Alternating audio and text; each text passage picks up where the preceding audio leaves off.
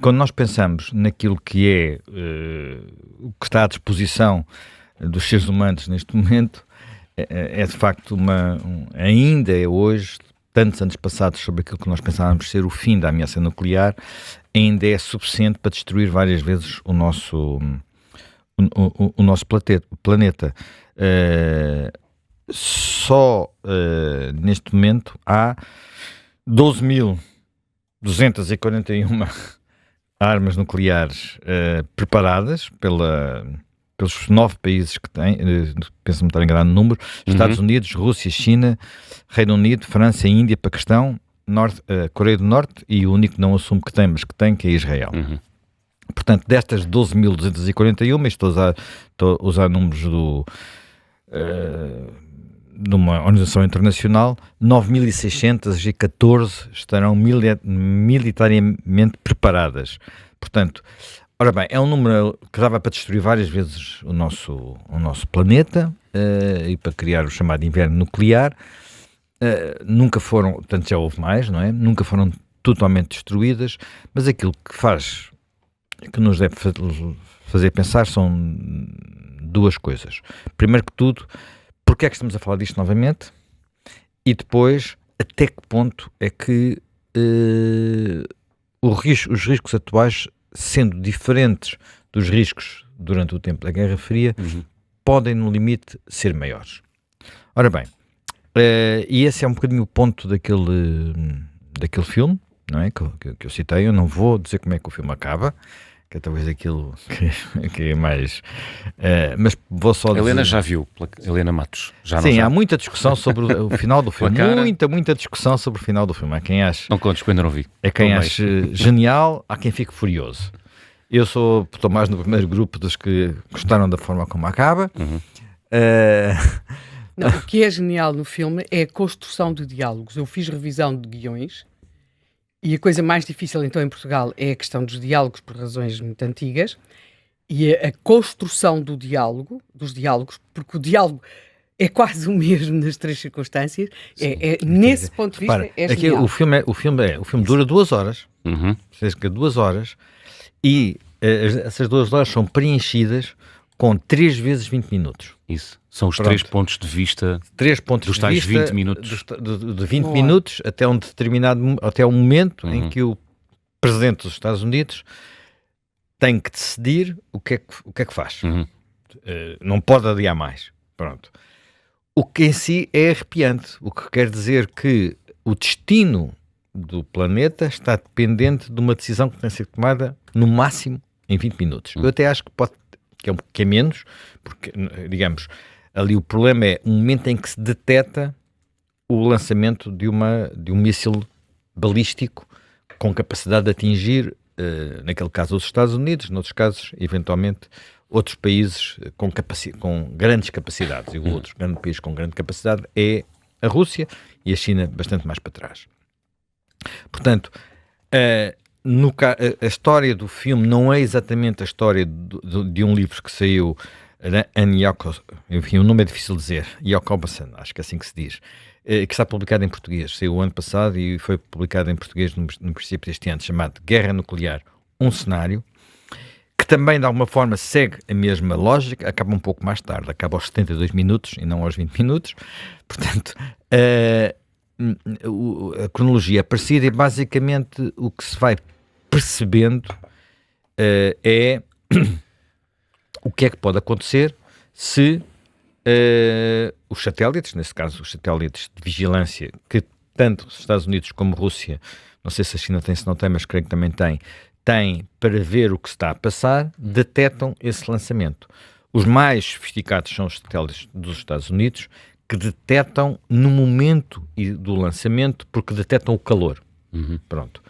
No caso do filme não é por aí que começa, porque não há detecção do calor, eventualmente poderá ser um míssil lançado a um submarino. Pronto. O que baralha logo as coisas todas. Portanto, temos aqui uma sequência... Desculpa, deixa só fazer parênteses. É ficção, mas pode ser a realidade. Não, é o que... Quer dizer, o fantástico disto é que esse livro que saiu há um ano e tal... no Reino Unido e nos Estados Unidos, e agora também está publicado em português. Esse livro foi escrito por uma jornalista que durante 10 anos entrevistou centenas de pessoas ligadas à estrutura digamos, que prepara, porque isto tem que estar preparado, prepara a defesa e a reação a um ataque nuclear. Isto vem muito de trás, isto vem da década de 50, não é? Portanto, é uma coisa com mais de 60 anos, mais de 70 anos, porventura, sobre o que se faz se houver um ataque nuclear. Como é que nos defendemos, como é que respondemos. E há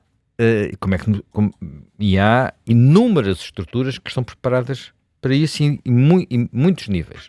Bases militares, zonas onde estão os silos, a estrutura de comando, que vai desde o Pentágono até aos bunkers enterrados debaixo de gigantescas montanhas, e depois também tudo o que se passa do lado do presidente, que tem que tomar a decisão. E tu repara, já dei aqui este sinal, e é um sinal muito, muito relevante, que é 20 minutos. Eu creio até que no livro é um bocadinho menos de 20 minutos, mas basicamente o 20 minutos para tomar a decisão. O que quer dizer que, se o Presidente estiver a dormir, se não estiver imediatamente contactável, uma série de outras circunstâncias, esse tempo comprime. E alguém tem que fazer alguma coisa. Porquê é que é este período tão curto? Porque é o período que leva entre o disparar do míssil e o míssil cair em cima de um sítio qualquer, que até pode ser menos. No limite pode ser menos que isto se, por exemplo, o míssil for disparado de um submarino perto da costa. Portanto, neste caso da costa dos Estados Unidos, ou no caso da Rússia, se tiver um submarino, sei lá, ao largo de Murmansk, no norte, a meia dúzia, entre aspas, a pouca distância de Moscou, ou de São Petersburgo, ou no Báltico, por aí adiante. Ora bem, portanto, isto é um cenário que pode acontecer. E o problema é, nesta sequência de processos, há muita coisa que pode falhar. A primeira coisa que pode falhar é o sistema de defesa antimíssil. Nós agora estamos muito, digamos, conscientes da sua existência por causa do que se passou entre Israel e o Irão. E percebemos nesta guerra curta que houve entre Israel e o Irão, percebemos duas coisas. O Irão não tem o nível de sofisticação, apesar de ter muita sofisticação, não tem o mesmo nível de sofisticação de uma Rússia ou de uma China no que diz respeito ao seu arsenal de mísseis, e sobretudo não tem arma nuclear.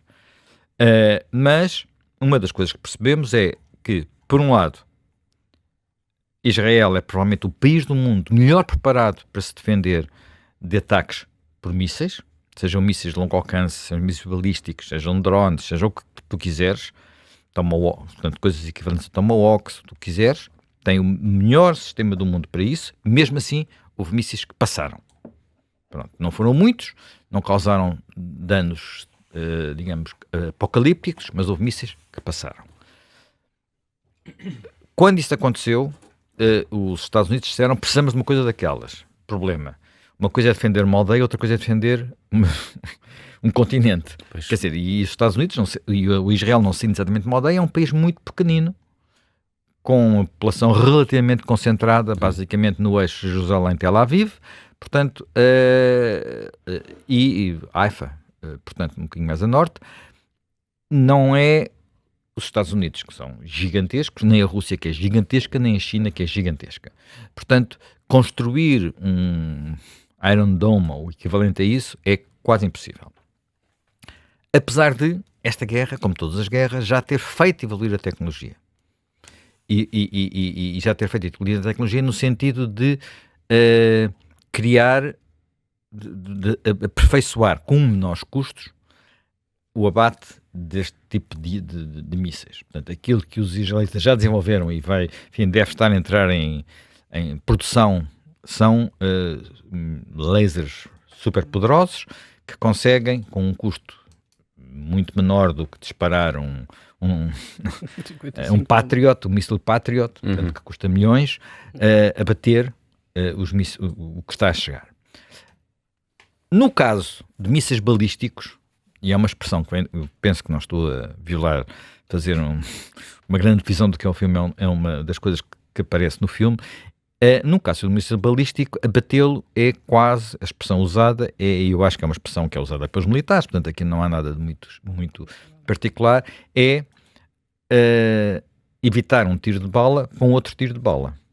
Portanto, é uma coisa extraordinariamente difícil, e que mesmo nos testes, que assim, os números do filme serão mais pessimistas do que será a realidade, mas não ficam muito longe do que é a realidade em termos de eficácia deste sistema de defesa que os Estados Unidos de facto têm, mas estamos a falar da possibilidade de conseguirem disparar 44 vezes a sua pistola, quando há a possibilidade de serem disparados milhares de mísseis num ataque simultâneo, portanto nunca daria para resolver tudo. Portanto, a quantidade de balas que eles têm eventualmente, e teriam que acertar todas.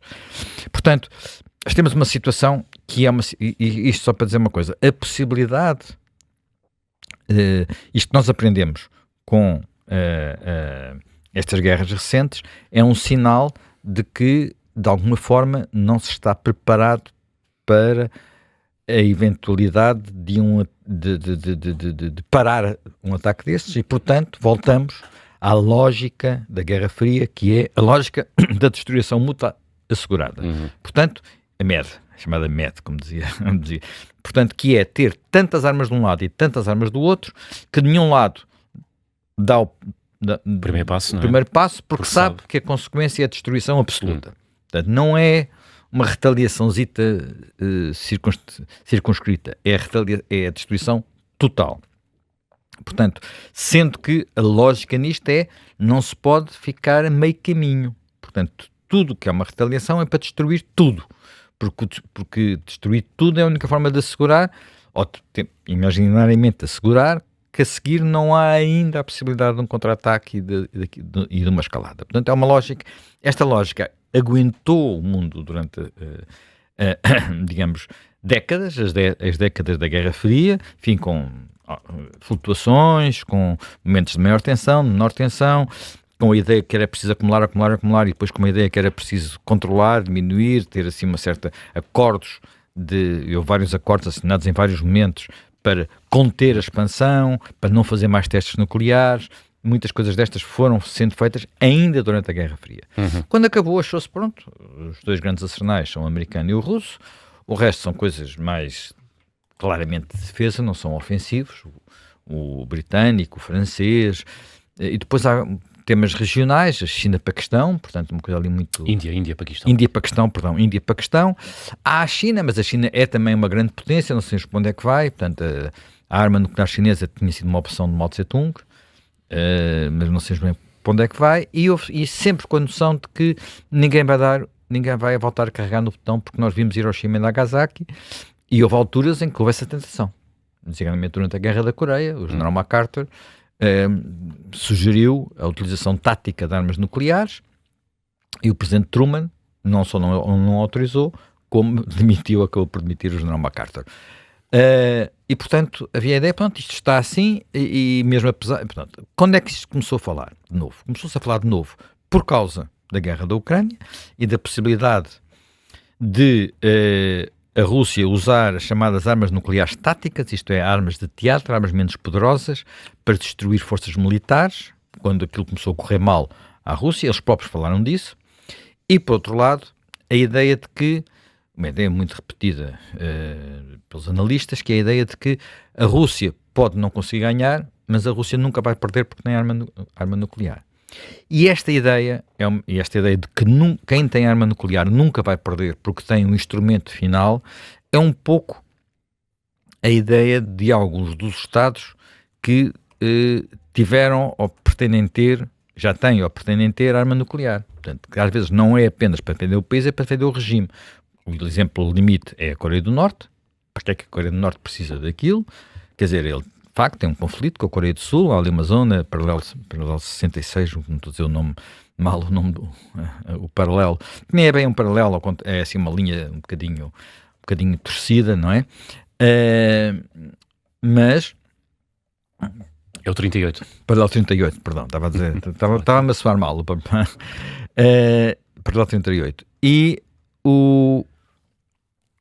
a ideia de que o Irão também que queria o mesmo sentido, também porque aquilo é mais do que a ideia de que pode destruir Israel. Israel, de facto, bastava uma ou duas bombas para acabar com aquilo, para acabar, enfim, com tudo o que aquilo significa, mas a perspectiva de que havia uma retaliação ao mesmo nível, de alguma forma, também seguraria o próprio regime, não é? Portanto, o regime dos ayatollahs também seria perpetuado. E isto é uma ameaça constante, porque há mais regimes no mundo que gostariam de ter o mesmo tipo de proteção. Isto é um risco, porque aqui já não temos duas superpotências na lógica da destruição mútua assegurada. Temos lógicas já diferentes e riscos diferentes. Para já não falar da possibilidade de haver fugas e de haver passagem de armas para outros lados. E depois temos algo que também hoje, quer dizer, o segredo da construção de uma arma nuclear já não era aquilo que era há 60 ou 70 anos, portanto é uma coisa que está relativamente acessível, enfim, nunca fiz a busca, nunca procurei, mas dizem que está na internet, a gente pode encontrar a forma de o fazer com umas buscas, se não for na internet aberta, é na Deep Web, mas está lá de certeza absoluta. Sabemos que não é uma coisa que se faça facilmente, porque implica processos industriais complicados, mas num mundo com muitas centrais nucleares, não é impossível, e vai haver mais centrais nucleares no futuro, porque é uma das formas de conter a emissão de gases com efeito de estufa. Portanto, há aqui de facto riscos, sendo que, porventura, um dos maiores riscos é algo que, de alguma forma, resulta do filme, mas resulta daquilo que também é a análise de muitos analistas, é que aquele disparo não se sabe exatamente de onde é que vem. Portanto, e esse é um dos principais problemas. Quer ali, quer no livro sabe-se, veio da Coreia do Norte. No filme fica assim mais equívoco de onde é que pode ter sido feito o disparo. Mas isso levanta um problema, que é saber como é que se reage a algo que não se sabe a origem e que vai destruir uma das nossas grandes cidades. É um dos dilemas, e isso pode-se colocar para os Estados Unidos, mas pode-se colocar para a Rússia, pode-se colocar para a China, portanto estou a falar de países com capacidade de retaliação, ou pode-se colocar no limite para um conflito entre a China entre a Índia e o Paquistão, que são dois países onde as cidades têm um tamanho, um número de população imenso, não é? Portanto, e aqui há uma outra questão, que no caso do filme não aparece, mas aparece no livro, que é, apesar de tudo, os Estados Unidos conseguem identificar bem a ameaça, porque sabem, enfim, no limite podem conhecer o trajeto e deduzir de onde é que ele veio, enfim, será sempre mais difícil se vier num submarino, como já referi. No livro é referido, e portanto estamos a falar de informações que o livro saiu há pouco tempo, portanto não creio que isso tenha mudado muito, é referido que o sistema de satélites russo não é tão eficaz como o americano e pode confundir as coisas. E, portanto, no caso concreto do livro, o livro acho que posso contá-lo, há uma retaliação americana, há uma retaliação americana contra a Coreia do Norte, que no caso sabe-se que é a Coreia do Norte, e os russos acham que é contra eles, e pronto. Ao fim de 72 minutos acabou a vida na Terra, praticamente. Portanto, porque isto, repara, eu falei em 20 minutos, o livro vai até aos 72, mas dos 72 já é o apocalipse absoluto. 72 é 1 hora e 12 minutos. 1 hora e 12 minutos. É 1 hora e 12 minutos. E nós nem tivemos tempo de respirar ainda. A maior parte das pessoas nem percebeu o que é que lhes está a acontecer. Sim. Portanto, mesmo com... e desse ponto de vista nós vemos um tempo novo, até pelo lado instantâneo da coisa. Portanto, de repente acontece qualquer coisa e... passado uns segundos está nos telemóveis de toda a gente as imagens do cogumelo nuclear.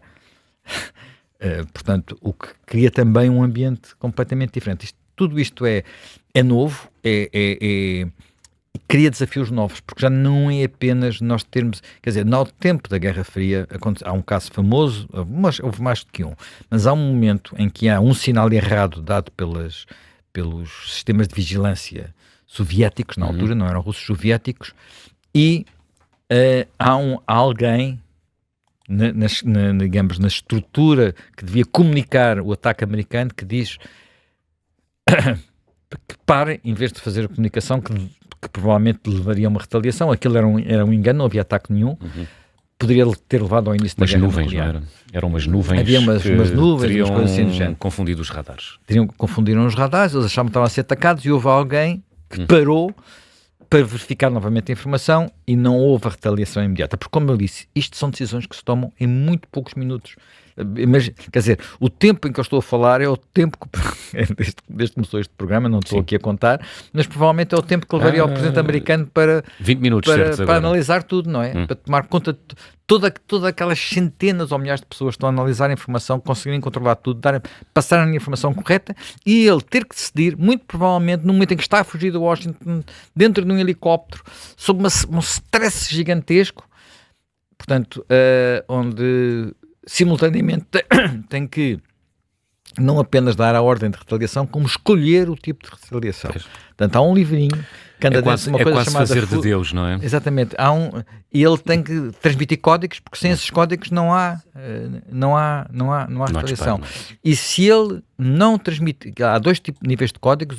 O primeiro código para retaliar, para a primeira retaliação, e um segundo código que é no caso de ele desaparecer, de ele morrer, ele ter um acidente, a estrutura militar poder continuar a usar as armas nucleares. Portanto, há dois códigos que ele tem coisa. E aquilo que se diz, não sei até que ponto é que é verdade, é que os últimos presidentes a ter briefings completos sobre o que podia acontecer, e alguns deles ficaram de boca aberta quando tiveram esses briefings completos, Ronald Reagan, Bush vinha da CIA, era um bocadinho diferente, Bush pai, e depois porventura o próprio Clinton, mas que agora não há, agora não havia esse risco, ninguém sabe se este briefing foi dado ao Trump, ou se antes tinha sido dado ao Biden, e portanto estamos a falar destas pessoas, repara, eu estou a falar de dois últimos presidentes, dois homens nos 80 anos, um deles diminuído, outro louco, ou semi-louco, portanto, que tem que tomar esta decisão. Portanto, vejam bem, quer dizer, e vejam bem também quem é que está do outro lado, chama-se Vladimir Putin. Muito bem. Portanto, isto é um mundo que tem riscos que nós não imaginávamos aqui há uns tempos atrás, por isso é que eu acho também muito interessante este filme, que as pessoas, enfim, talvez, eu vou só acabar com isto, as pessoas dizem, o título para português, eu não gosto dele. Não é, Casa de Dinamite é o título em inglês, em Netflix é para Portugal, deu-lhe outro nome. Okay. Deu-lhe outro nome, deu-lhe o nome Prestes a Explodir, que não significa nada. É horrível. Que é horrível. É uma parvoíce. Parece uma caboiada. Okay. Casa de Dinamite tem lógica, porque é uma coisa que apareceu, eles aliás explicam, vem de um podcast, aliás muito bom americano, vem de um podcast em que a ideia é, nós vivemos dentro de uma casa de dinamite e passamos a vida a acender o fogão.